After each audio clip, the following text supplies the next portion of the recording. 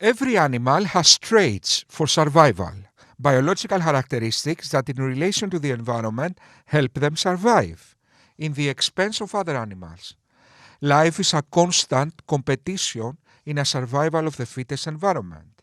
Yet 99.8% of all species appeared on this earth are now extinct. Why is that? Nature gives to species positive traits, but inevitably they come in pairs with negative traits. For example, elephants are big and strong, but they need more food and water. Ants are weak and small, but they are many. Humanity dominated this planet because of our ability to reason. Our intelligence is by no doubt our positive survival trait. But what is our negative? Dogma is the negative side effect to our intelligence. The worst manifestation of dogma in our times is Islam.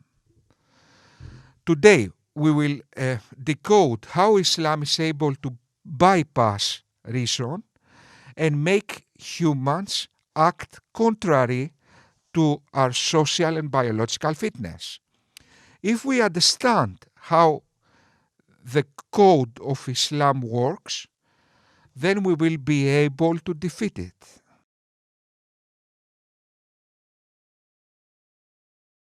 Historically, dogma and superstition was the characteristic of societies that were primitive. More advanced societies had a more secular and scientific mindset. Science and secular reasoning advanced the human civilization. Dogma and superstition kept societies undeveloped. When we see the world objectively from a distance, we are able to tame the world. When we see the world from our lenses of superstitions, of our feelings, the world becomes scary.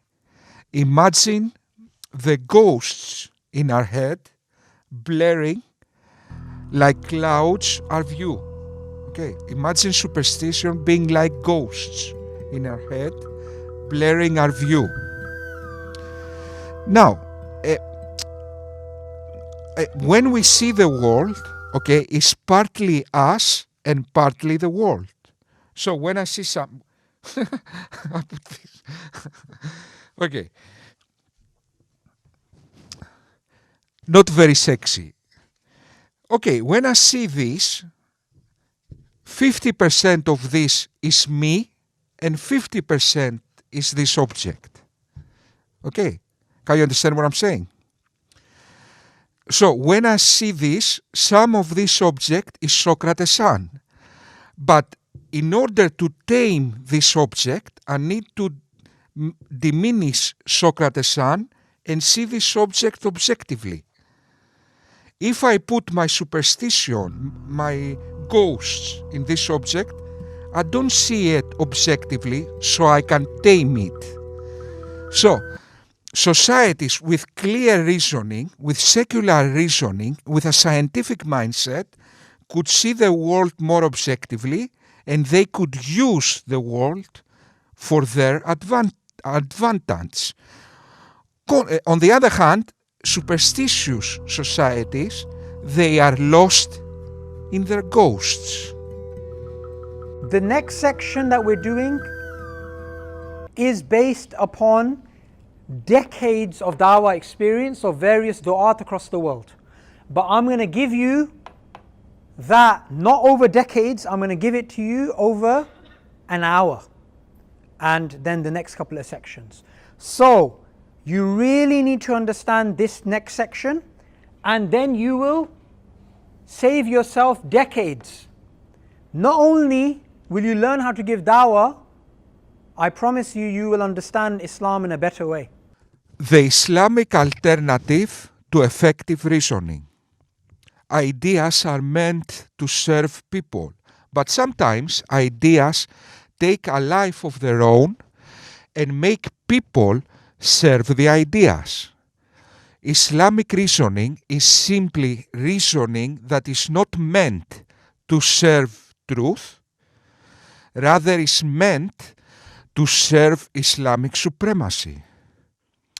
In contrast to effective reasoning that is meant to serve truth and therefore human well-being. In one case, humans serve the idea, in the other case, ideas serving humans. Philosophy with the outlook of truth opens our eyes. Philosophy with the outlook of Islamic supremacy makes us blinder. The one is true philosophy, the other one is sophistry. And this is not based upon our own whims and desires, this is actually based upon people of knowledge, discussions with people of knowledge. This is based upon the Quran, this is based upon the Sunnah, and this is something which should be obvious, but it's not really that obvious. Okay, I want full attention and full participation. So, what I want you to do is this.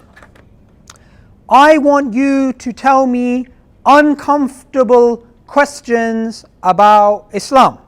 Uncomfortable questions may be in the form of, why does Islam X? Why do Muslim women X? Islamic law is Y. And I'm going to take your questions and I'm going to put them on the board. In this part, Subboor explains Islamic reasoning, or what I like to say, the science of gullibility, or mental masturbation. I haven't decided the title yet. Let's just call it Islamic reasoning. He will put uncomfortable questions in the board against Islam and then claim that these questions should not be evaluated by their own individual merit, rather by the underlying worldview. In other words, he teaches students how to apply their biases when investigating truth. So Bismillah, let's begin. What's the first question?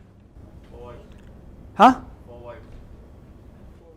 Okay, put that in the form of a question, and put that in the form of a question that makes me uncomfortable. If you say to me 4 wives, I'll say yes please. Joking. Why does Islam permit 4 wives? Thank you. Why 4 wives?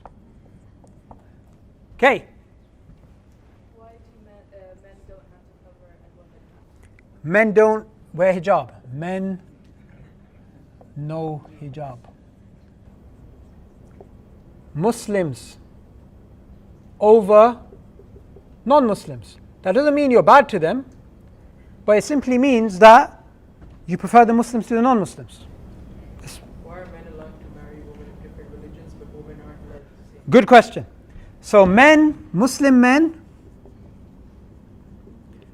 can marry Christian, Jewish women, but that's not the same with Muslim women. One last difficult question. Think of something really difficult. Don't make it too easy.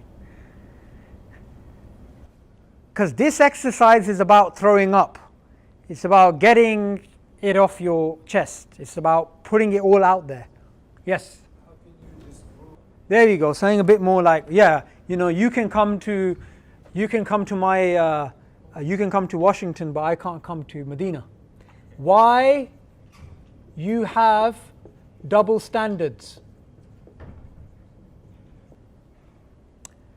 Now the fundamental problem in the conversation was not to do with the questions.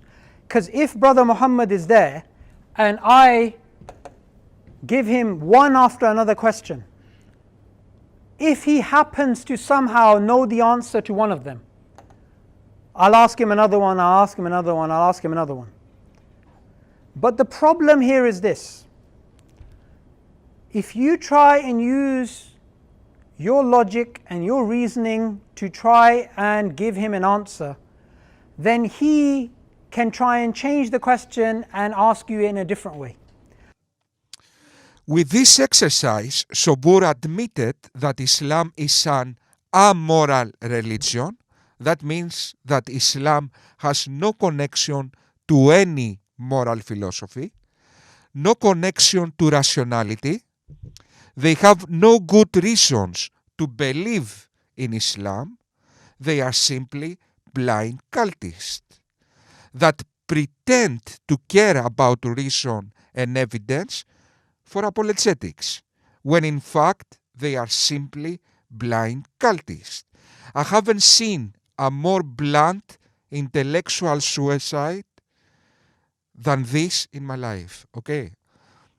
That's the definition of an intellectual suicide. Fundamentally, this is what I want you to understand.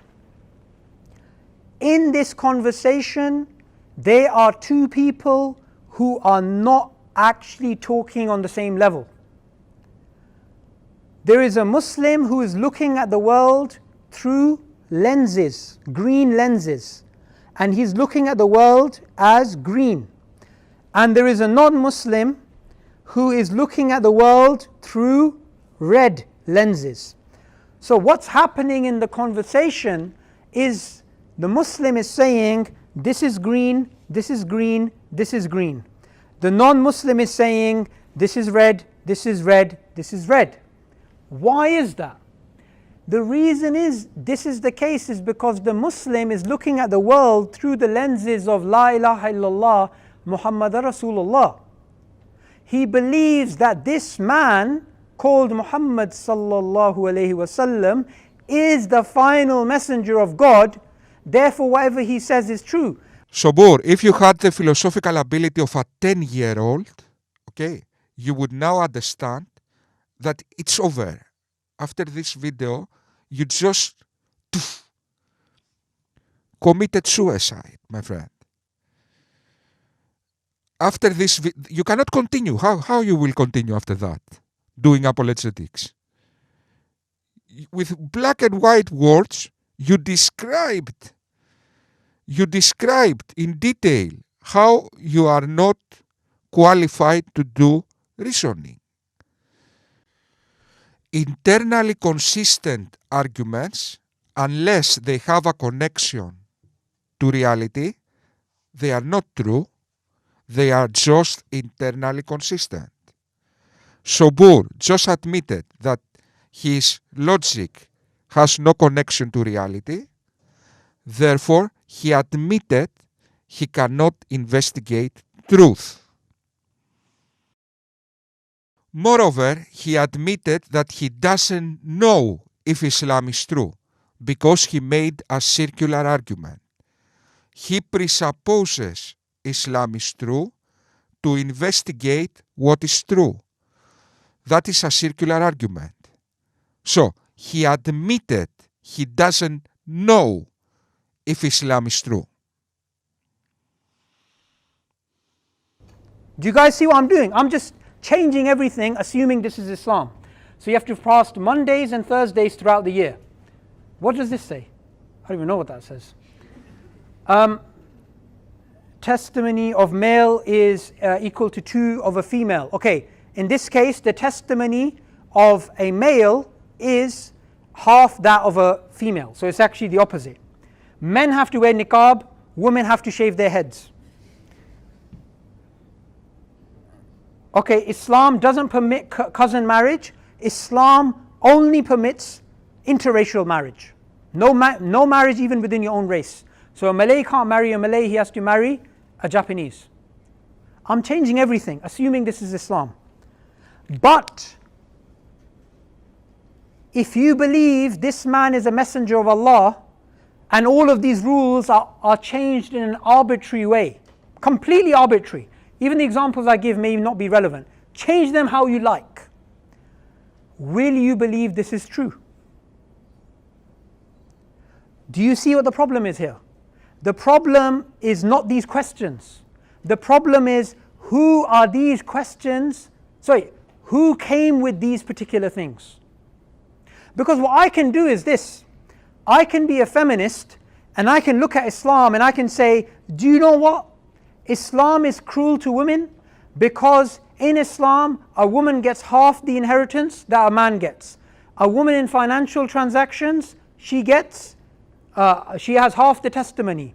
She also has to wear the niqab, which the man doesn't have to wear. Therefore, Islam is oppressive.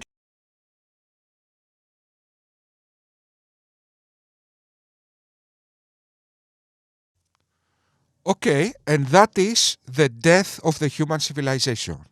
That is before the age of reason. That is making humans monkeys. What you say, my friend, look what he did right now. He took moral questions, he assumes the opposite, and said it doesn't matter. So, murder is good. The earth is flat. The whatever, okay? As long as Muhammad said it, then it's fine. This is what these guys just said. By the way, what you are just saying is contradictory. How you know Islam is true when you admitted that Islam defines truth? How you know Islam is true then? Islam is true because it's moral, and what is morality? Whatever Islam says. That's a circular argument. So you don't know shit, yet you teach students in classrooms. You imbecile. I mean, that's the definition of an imbecile. Ideas are meant to serve people, but sometimes ideas take a life of their own and make people serving the ideas. What is a disease? A disease is a microorganism that hijacked our body and make our body act contrary to its biological fitness. That's how cancer or coronavirus works. The same way, dogma is a mental disease that hijacks our mind and make it act contrary to our social and mental fitness. That is the first distinction we need to understand in order to decode Islam. The outlook of Islam is not human well-being. The outlook of Islam is Islamic supremacy. So, humans serving the idea. That's why it is a mental disease. So you're out in the woods or you're out in the pasture and you see this ant crawling up this blade of grass. It climbs up to the top and it falls and it climbs and it falls and it climbs, trying to stay at the very top of the blade of grass. And you think, what is this ant doing? What is this in aid of? What goals is this ant trying to achieve by climbing this blade of grass? What's in it for the ant? And the answer is nothing. There's nothing in it for the ant. Well then, why is it doing this? Is it just a fluke? Yeah, it's just a fluke. It's a lancet fluke. It's a little brainworm. It's a parasitic brainworm that has to get into the stomach of a sheep or a cow in order to continue its life cycle. So salmon, swim upstream to get to their spawning grounds, and lancet flukes commandeer a passing ant, crawl into its brain, and drive it up a blade of grass like an all-terrain vehicle. So there's nothing in it for the ant. The ant's brain has been hijacked by a parasite that infects the brain, inducing suicidal behavior. Pretty scary. Well, does anything like that happen with human beings? This is all on behalf of a cause other than one's own genetic fitness, of course. Well, it may already have occurred to you that Islam means surrender or submission of self-interest to the will of Allah. Well, it's ideas, not worms, that hijack our brains. Now, am I saying that a sizable minority of the world's population has had their brain hijacked by parasitic ideas? Oh, it's worse than that. Most people have.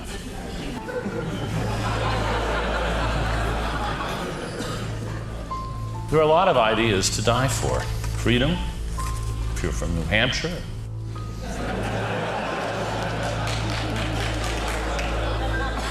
Justice, truth, communism. Many people have laid down their lives for communism, and many have laid down their lives for capitalism, and many for Catholicism, and many for Islam. These are just a few of the ideas that are to die for. They're infectious. The idea of replicating ideas that replicate by passing from brain to brain. Richard Dawkins, whom you'll be hearing later in the day, invented the term memes and put forward the first really clear and vivid version of this idea in his book, The Selfish Gene. Now, here am I talking about his idea. Well, I see, it's not his. Yes, he started it, but it's everybody's idea now, and he's not responsible for what I say about memes. I'm responsible for what I say about memes.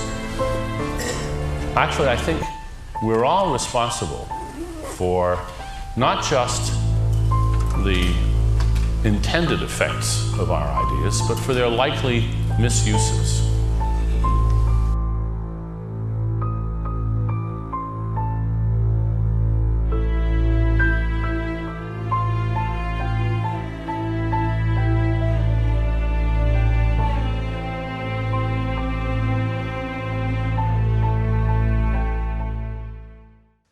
That was the first part of a two-part video, Decoding Islamic Reasoning, the alternative to effective reasoning.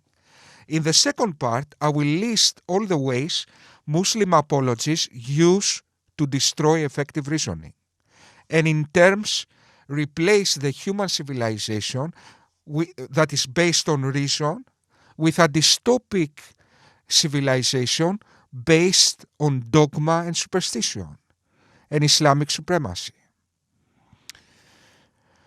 The second part is it's called All the Meat. Please watch it.